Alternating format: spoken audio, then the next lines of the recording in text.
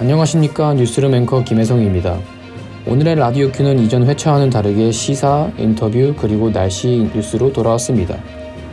본격적인 코너로 들어가기 전에 제보가 들어와서 잠깐 읽어보도록 하겠습니다. 다들 미드텀 잘 보고 계신가요?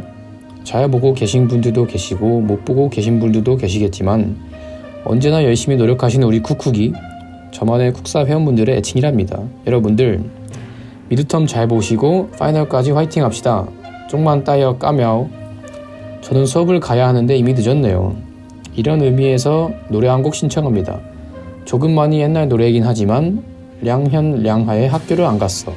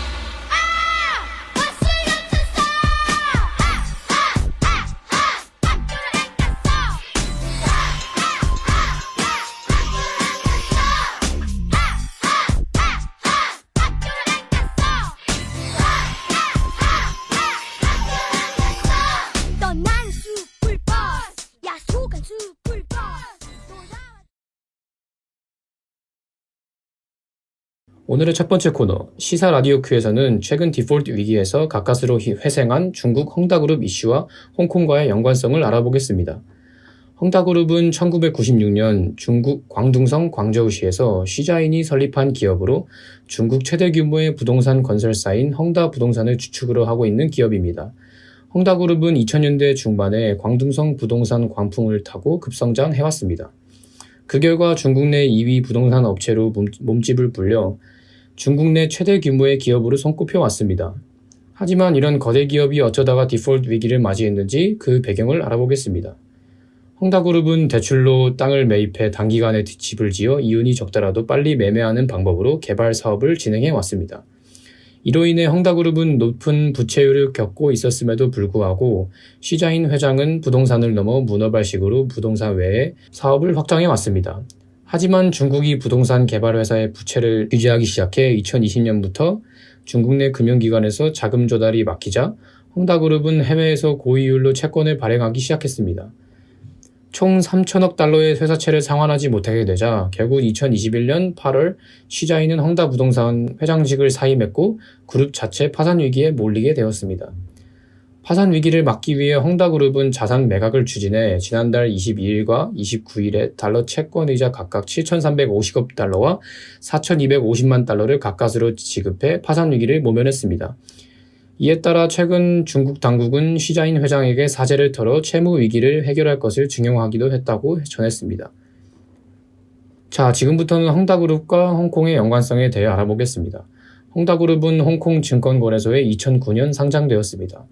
하지만 헝다그룹의 디폴트 위기에 처하자 지난 9월 헝다그룹의 주가는 약 15홍콩달러나 내려앉았고 홍콩 증시는 최대 규모로 폭락했습니다. 홍콩 증권거래소는 헝다그룹과 헝다무럽의 주식 거래를 일시 중단시킨 상태입니다. 이후 부동산 개발사인 항생창천그룹이 헝다그룹의 지분 절반 정도를 인수해 주식 거래를 재개하기로 합의했다고 밝혔습니다. 헝다는 이 그룹의 헝다물업 매각을 진행하고 있으며 최소 400억 홍콩 달러에서부터 거래가 이루어질 것이라고 전망되고 있습니다. 헝다는 그룹 차원에서의 파산 위기는 모면했지만 중국 내 거대 부동산 기업인 만큼 투자자들과 직원들 및 구입자 및 예정자들의 피해는 잇따를 것으로 전망되고 있습니다.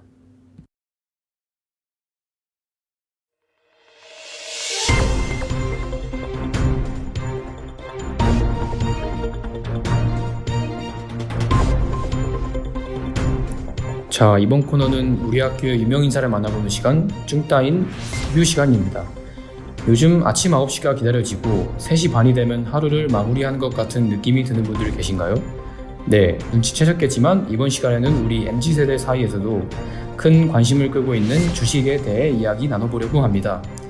그래서 이번 학기에 신설된 주식 동아리, 주동아리의 김재돈 경제부장님을 모시고 이야기 나눠보겠습니다. 안녕하세요. 자기소개 부탁드립니다. 네, 안녕하세요 여러분. 저는 현재 주동아리에서 경제부장을 맡고 있는 김재돈이라고 합니다. 반갑습니다. 후! 네, 반갑습니다. 앞서 짧게 소개해드렸지만 부장님께서 직접 주동아리 소개 부탁드립니다.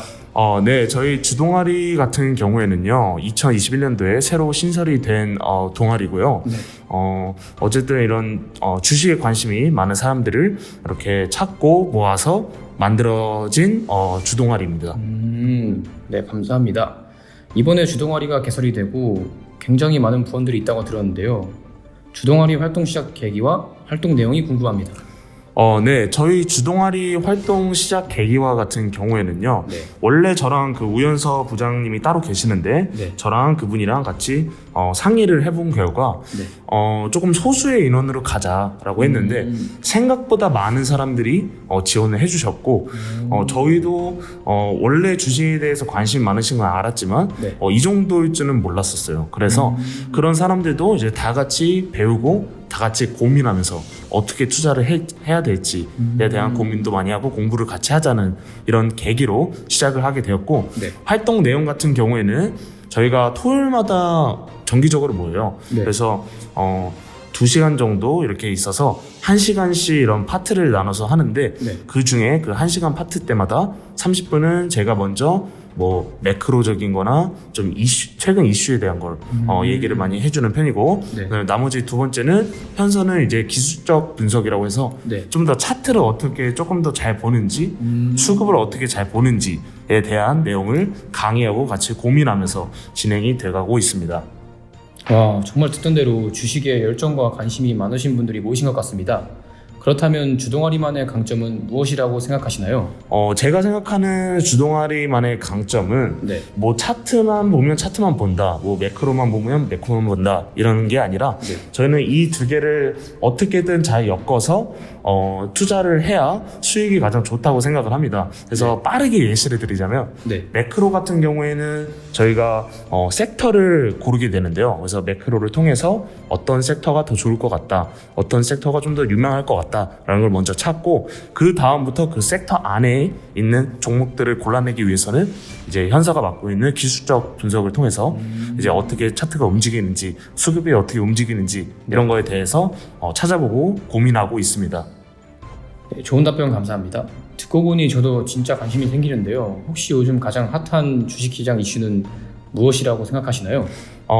제가 생각했을 때 요즘 가장 핫한 이슈는 네.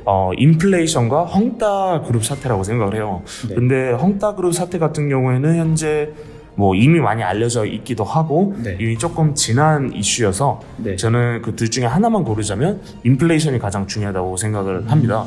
그래서 혹시 페드라고 알고 계신가요? 저 페드는 알죠, 제가. 페드는 알아요. 맞다. 네. 경제죠. 네, 그 이코노믹스죠. 네, 그렇군요. 페드는 아시군요. 그 페드가 이번 11월 달에 네. 그 같이 모여서 의원장들끼리 같이 모여서 하는 미팅이 FOMC라고 해요. 네. 그래서 그 FOMC에서 이런 인플레이션에 대한 어떻게 통화 정책을 필지에 대한 논의를 아마 이번에 하지 않을까라는 생각이 들고 있습니다. 그래서 이렇게 은행장들이 모여서 고민할 만큼 큰 이슈라고 생각을 하기 때문에 아무래도 인플레이션이 가장 중요한 이슈지 않을까라는 생각을 가지고 있습니다. 저도 인플레이션에 대해서 한번 찾아봐야겠습니다. 자, 아쉽지만 이쯤에서 마무리를 해야 될 것 같습니다. 마지막으로 부장님께 투자란 무엇이라 생각하시는지 한 말씀 부탁드리면서 인터뷰 마치겠습니다. 제가 생각했을 때 투자란 지금 바로 시작해야 되는 투자다. 그러니까 지금 바로 시작해야 되는 어떻게 보면 점심밥 같다. 그렇죠. 점심밥 스킵해봤어요. 맨날 먹죠. 네. 그렇죠. 스킵하실 때도 있지만 맨날 먹잖아요. 그렇죠. 그러지 않으면 배고프니까. 그렇죠. 그렇기 때문에 저희가 코로나 이후로 이렇게 투자를 먼저 시작하거나 시작하지 않은 사람들의 그런 갭 차이가 점점 자산에 대한 갭 차이가 많이 늘어나고 있어요. 네. 그래서 그런 갭 차이를 어느 정도 줄이려면 저희가 이제 투자를 시작하거나 뭐 돈을 모아야 되는데 지금 아까 전에 말씀드렸던 것처럼 인플레이션이나 이런 경제적인 상황 때문에 화폐의 가치가 점점 떨어지고 있습니다. 그쵸. 그래서 저희는 그런 화폐의 가치를 조금 더 해지를 하기 위해서 가치가 떨어지는 것을 해지를 하기 위해서 투자는 무조건적으로 필요한 거라고 생각을 하기 때문에 저는 투자는 점심밥과 같다라는 생각을 가지고 있습니다. 네, 마지막까지 좋은 말씀 감사합니다. 수고하셨습니다. 수고하셨습니다. 다음에 봬요. 다음에 봬요.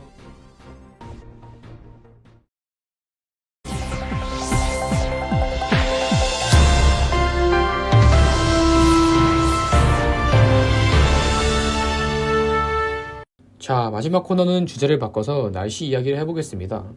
요즘 홍콩 날씨가 제법 많이 선선해졌죠. 조금 있으면 가을 날씨가 찾아와서 제법 추워질 것 같은데요. 그래서 FW 시즌에 도움이 되는 코너를 가져보도록 하겠습니다. 우선 이번 2021 FW 시즌에는 세 가지 요소가 있는데요. 바로 디스코입니다.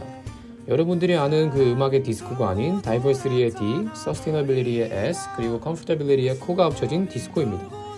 먼저 편안함을 뜻하는 컴포터빌리티부터 말씀을 드리자면 편안한 핏이 두드러집니다. 확실히 요즘 트렌드는 편해 보이는 핏이 유행을 하는 것 같은데요. 아마 코로나 영향으로 인해서 집에서 편한 옷을 입다 보니 이번 FW 시즌에도 영향을 준 것 같습니다.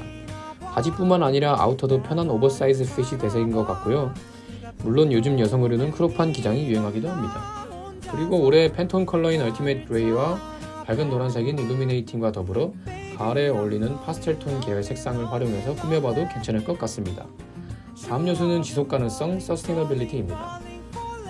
최근 패션 산업의 환경 파괴 문제가 심각해지면서 이제는 거의 모든 패션 브랜드가 지속 가능성을 고려하고 있다고 합니다. 몇몇 브랜드들은 세컨핸드, 즉 중고 물품을 직접 진행하는 경우도 있다고 하네요. 마지막 다양성의 다이버시티는 말 그대로 패션의 다양화입니다. 이번 2021 FW 시즌에는 마이크로 트렌드가 유행인데요. 한마디로 패션 트렌드가 간결하게 정리가 안 된다는 거죠. 패션의 다양성이 두드러지긴 했지만 어려워하시는 분들께는 작은 포인트가 될 만한 액세서리 같은 종류부터 시도해보시는 걸 추천드립니다. 안녕하세요. 라디오 큐입니다.